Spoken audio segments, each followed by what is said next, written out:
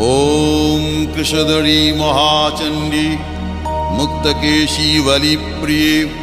कुलाचार प्रसन्यास्ये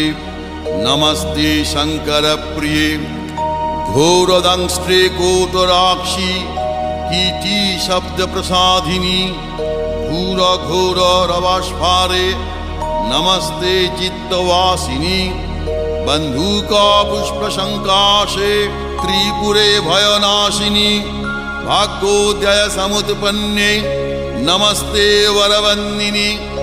जय देवी जगद्धात्री त्रिपुराद्ये त्रिदेवते भक्तेभ्य वरदे देवी महिषग्नि नमोस्तुते घोर विघ्न विनाशाय कुलाचार समृद्धये नमामि वरदे देवी मुंडमाला विभूषणे रक्तधारा